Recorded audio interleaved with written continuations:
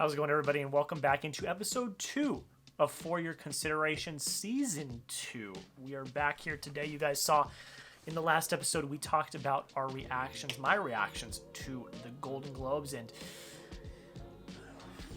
got a little heated. I'm not even gonna get into that. But today we got a more calm, more chill episode. We are talking about the 2021 Critics' Choice Awards, and I'm very happy about the way it turned out, the way it ended up. The only thing I'll say, CW in Arizona, your programming is terrible. Why, for a award show that's starting at 5 p.m. your time, are you going to start airing it at 7 p.m.? I found it.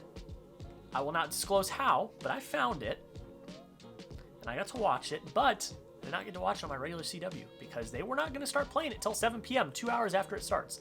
And on Twitter, everyone's tweeting about it, so got to think about that. But that's besides the point. We're not going to get into that. But I'm just going to, right off the top, very happy with how this ended up. Very happy. I love a lot of the decisions that were made here. Basically how this works, the reactions at least, basically how this works is I'm just going to go through each category. I'm going to tell you who won, tell you what I put in my personal predictions, and then give a few thoughts as to what I thought. Okay. We're going to start right now. Best Supporting Actor. This is the one that has kind of started at both award shows so far this year, and that's Daniel Kaluuya. I both wanted him to win and predicted him to win. Pretty self-explanatory, and it is a very self-explanatory win. He's absolutely fantastic in Judas and the Black Messiah. I talked about this with the Golden Globes. He is going to win the Oscar. He's going to sweep. It's going to happen. He's absolutely fantastic. Not too much more I need to really say about this. It's pretty good. Then we move on to Best Supporting Actress, and this is the first kind of surprise of the night. This is one that I thought, maybe out of left field this could happen, and I was kind of surprised when it did, and that is Maria Bakalova for Borat.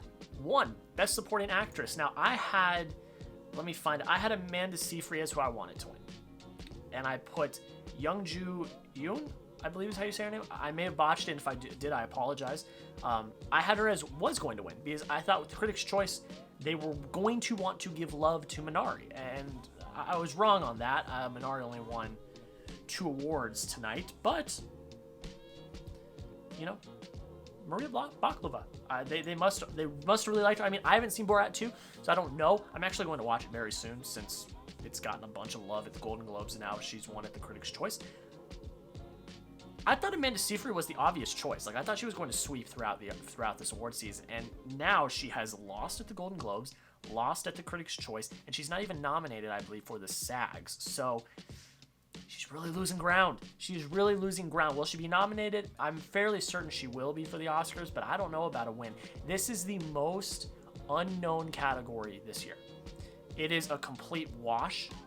I have no idea, and I'm very interested to see where it goes. So we're going to move right along. Then we have Best Performance by a Young Performer, Young Actor, Actress, and Alan Kim for Minari won it. He was my prediction and who I wanted to win, and he's the most precious soul on this planet Earth.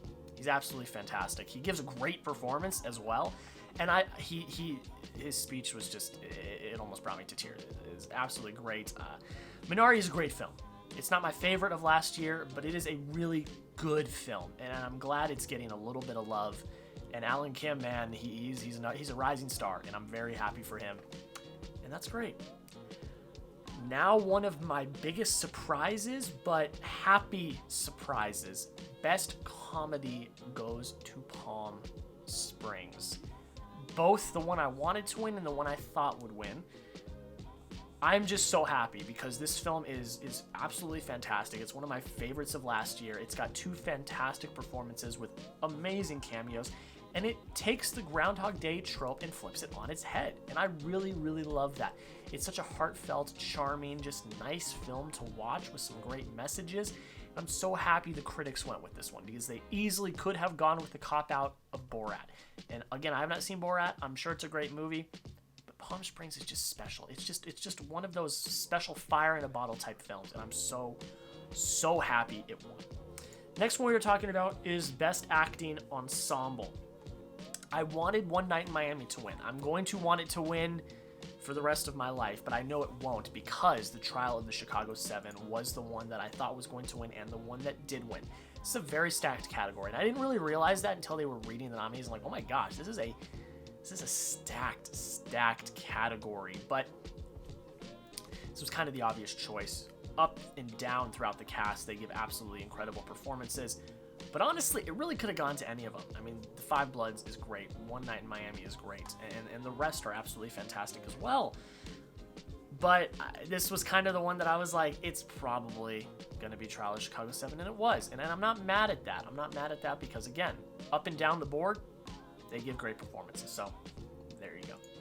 Then we got Best Song, and I wanted Speak Now from One Night in Miami to win. I thought it would this time. I did. I thought it would, and it did. Now, it's my favorite of all the nominees. I've listened to pretty much all of them. I don't know if I've listened to every single one, but Speak Now is by far my favorite. Leslie Odom Jr. is a talent and a treasure. He must be protected at all costs. I fully believe that. And the category has a lot of really good stuff, but in my opinion, this one really deserves it. And I think it's going to win all the way up until the Oscars, and I think it's going to take home the Oscar. I mean, it seems like an obvious choice for me, and I think that's the one that's going to take the dub. Then we have Best Director. Wanted Chloe Zhao to win. I thought Chloe Zhao would win, and Chloe Zhao won. I mean, I spoke my praises of her with the Golden Globes, and it stays the same here. She directs a masterful movie. Brilliant. The shot composition is gorgeous. The cinematography is absolutely fantastic. And for that crew to make an Arizona sunset look beautiful on screen is a treasure. It's absolutely fantastic. And I'm going to roll right into Best Cinematography because for Best Cinematography, I also wanted Nomadland to win. I thought it would win, and it did win.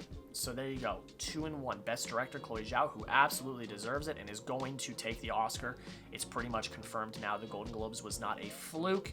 She's going to take it. I think there's no doubt now in my mind that she's going to take home the dub there. And cinematography, again, for Nomadland, it's a beautiful movie. Beautiful. It makes places in the outside world just look absolutely gorgeous, and it does it with such skill and class, and I gotta give all of my praise to this movie. I mean, my Twitter bio literally says big cinematography guy. It's like literally the last thing in my Twitter bio, and it's true. I'm a sucker for some good cinematography, and this film is right at the top of the list. Absolutely fantastic. Then we have our one tie for the night. Now, I know the Critics' Choice is known for ties, and I was very worried that there was going to be some ties for the acting categories and stuff. Thankfully, there was not. There were clear winners for all of them. But for editing, we have a tie for Trial of Chicago 7 and Sound of Metal. And for my predictions, I gave Tenet what I wanted to win. Anytime Tenet was nominated, I put it as my want to win because I just absolutely adore Tenet.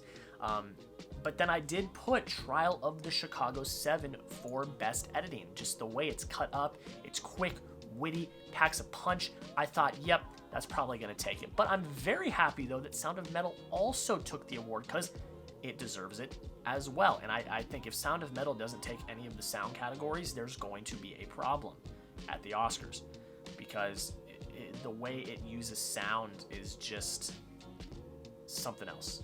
It's just something, it's absolutely amazing. And I'm so glad that this film that hasn't gotten a lot of love is getting at least one award that it really deserves. Even if it came in a tie, it still counts because they still won. Then, Best Visual Effects. I wanted Tenet to win, but I was realistic. I thought, The Invisible Man's probably going to take it. But to my surprise, and I am a happy boy today because Tenet took home an award. I'm so happy. My most favorite film of 2020. You guys know I love it so much. Christopher Nolan doing his Christopher Nolan thing. And yes, while it's not the film that's going to win all of the Oscars, and I'm fully aware of that, this is an award that I truly believe it deserves. The visual effects in this film are groundbreaking, inventive, and they are doing things that we have never seen before. And it deserves the credit for that. It really, really does. And I am so happy that this won. I've seen this film 6 times now, and even now, the effects floor me. So I'm very happy this one took home at least one award this award season. That's a dub. If it doesn't take home anything else, at least it took home the Critics' Choice for Best Visual Effects. Then we go into production design, and I wanted Tenet, of course, again, you guys know, but I thought, that may be one of 2 awards that Mank takes tonight, and it did. And look, I'm not extremely high on this film. I think it's good. I think it's better than Citizen Kane, but there is no doubt that this film's production design is off the charts. It really is. You are transported in to this different time period in Hollywood, and you can feel that. The sets are gorgeous. Everything about it is spot on. And as much as I am not the biggest fan of Mank, credit where credit is due. I think it really did deserve this award. That's why I predicted it to win. But I love Tenet, so I had to say I wanted Tenet to win. But very deserving. It's going to get a nod at the Oscars. I don't know if it's going to win. I'll have to look at the nominees, but Mank got an award. It didn't get shut out. There you go. Then we have a 2-in-1 because they were whipping. They were whipping through awards, which I have a gripe about that, but I will talk about it at the end. But they were whipping through the film awards. So, best makeup and best costumes.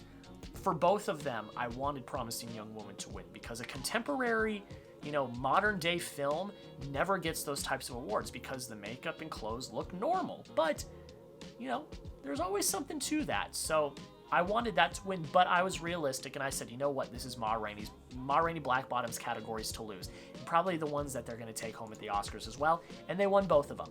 And again, they deserve them. The costumes are amazing. The makeup and hair is absolutely fantastic. I mean, they really deserve these awards. I think that those are the 2 awards that they are most likely to win at the Oscars, besides obviously Chadwick Boseman taking home Best Actor. That one's a lock already, but we'll talk about that literally next. But these are the other 2 that I think are the closest locks for the Oscars because they are absolutely stunning and they deserve them. They deserve them. I'm not extremely high on Ma Rainey's Black Bottom. I think it's a great movie. I think it's done very well technically. I just wasn't my favorite, but I gotta give the credit. Absolutely fantastic. And like I just talked about with Chadwick Boseman, Best Actor went to Chadwick Boseman. 2 I wanted. Well, wait, is that who I said? No, I said Ben Affleck because I love him in the way back. But we all knew, and very well deserved, Chadwick Boseman took home Best Actor. I mean, it's one of, if not the best performances of his career, I would say. And a career done too soon. Rip to the king, Chadwick Boseman. It's just sad. It's so sad. It really is. But I'm glad he's getting the love now.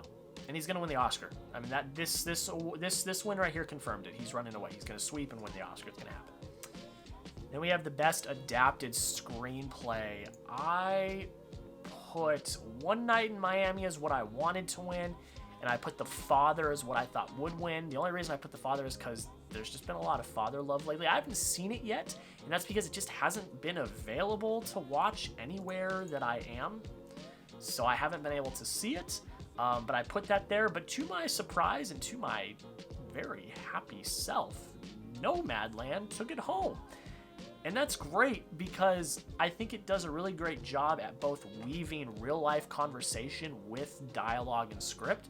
I've talked about this in my review. I've talked about this in other places that the thing this film does so well is bring in regular people and tell real-life regular stories. And that makes it feel more authentic. That makes it seem real. And I give all the credit in the world to Chloe Zhao and everyone involved. This film is a marvel.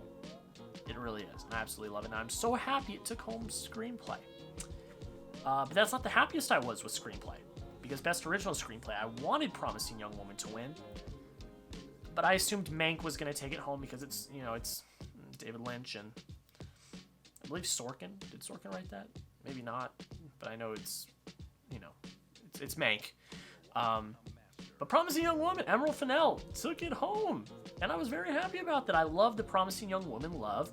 The screenplay is calculated, meticulous, and just shocking.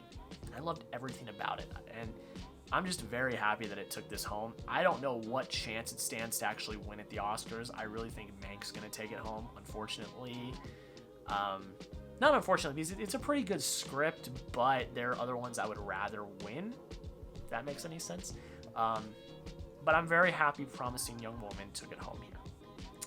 Then we move on to Best Foreign Language Film. So this isn't Best Foreign Film. This is Best Film in a Foreign Language. I wanted another round to win. I love that film to pieces. I think it's one of the best films of last year.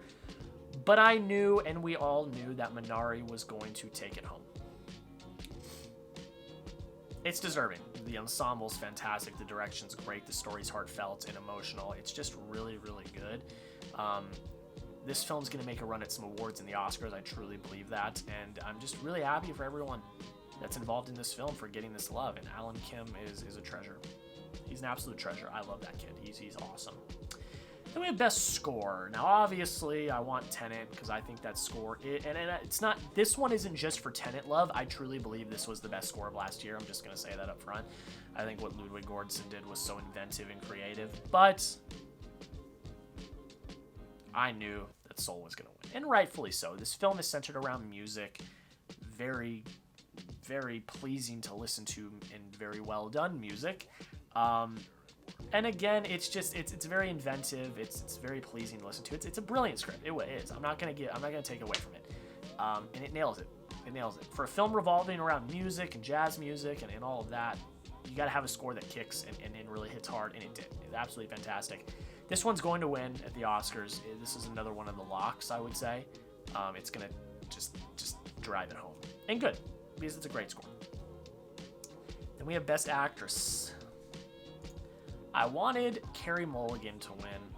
I love Frances McDormand, but Carey Mulligan is so damn good in that movie. But I thought Frances McDormand would win. But my gosh, I'm so happy because Carey Mulligan took it home. Is this a late Oscar run for Carey Mulligan? No idea. No idea. But for now, I'm very happy because she deserves this. She is absolutely fantastic in this film. She gives a scary but also nice performance. It's very scary, but a very powerful, impactful performance that deals with grief and trauma and a lot of different other things. And she's absolutely fantastic. I am so happy that the Hollywood Critics Association, did not screw this one up. I didn't think they would, but with the absolute shock and awe of what the Golden Globes did, I'm very happy that they did something good here. And again, Andra Day, she's probably fantastic, but it's a stacked category, and Carey Mulligan was one of the best. So I'm very happy she took it home. And then to round things out, we've got Best Picture, and obviously you all know I wanted Nomadland to win, and of course, I wanted Promising Young Woman to win just because I love that movie, but Nomadland is also one of my favorite movies of last year, and it took home the dub. I'm very happy that it did that. Is this a front-runner kind of runaway train for Best Picture? Probably. And I love that because this film deserves it. I absolutely adore this film. Everyone involved, Frances McDormand, Chloe Zhao, and just everyone. It's such a beautiful film. Beautiful film with a beautiful story. Beautiful cinematography. It's all beautiful. Everything about it's beautiful. And I love it, and I'm so happy. And it's great. And I nailed it. I nailed this award show. So you guys know the way that I score it is if I nail it on the nose in the who I want to win category, the who I think will win category, straight up point. If I guess it in the who I want to win category, I give it half a point because I didn't fully predict it, but I had predicted it slightly. So there were 20 categories of film in this show, and out of the 20, I got 16.5 out of 20. I only got 2 completely wrong, and that was supporting actress and adapted screenplay. So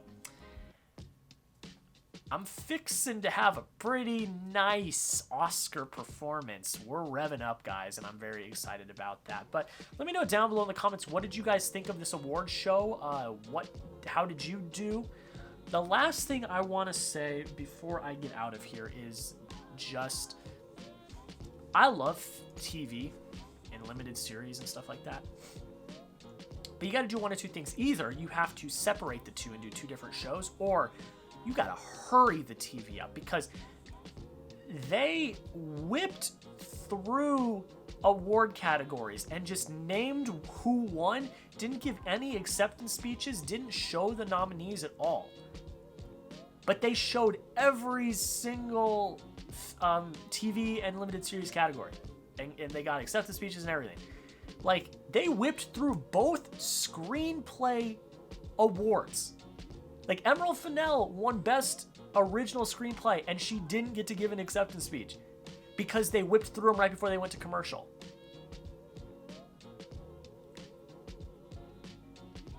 If the big award of the night is Best Picture for film, the film categories should be the ones that are prioritized. I know TV is important. I love TV, and I think they should get their fair due as well. But with categories like screenplay and stuff like that, you can't just whip through those. That's not how you do it. You know, they whipped through like 8 categories in a row before commercial. It was like best costume, best makeup, best visual effects, best editing, best production, best director, not best director, best cinematography. So like 6 or 7 categories. They just whipped right through right before a commercial. I mean, come on, guys. Let's do a little better next time. And you know, maybe I'm a little picky because I love the film stuff and I haven't watched all the TV, but everyone deserves a fair due. If they win an award, they deserve an acceptance speech. And I sat through all the TV acceptance speeches tonight to get to the film awards, only to see like half, if not more of them, just get kind of brushed to the side. Come on, guys, you're better than that. But that's besides the point. I still think overall it was a good award show. It was better than the Golden Globes. I loved Zendaya's speech for her See Her award. I thought that was fantastic, and just overall a relatively well done award show. I mean, I just had some glitches with the programming and some stuff like that, but overall it was fun. So again, let me know down below in the comments, what did you think of this award show? Did they make the right decisions? Did they not? Who is taking the Oscars? Who's going all the way? Let me know down below in the comments. But guys, that's pretty much it. Thank you so much for watching. Have a good rest of your day, and we'll see you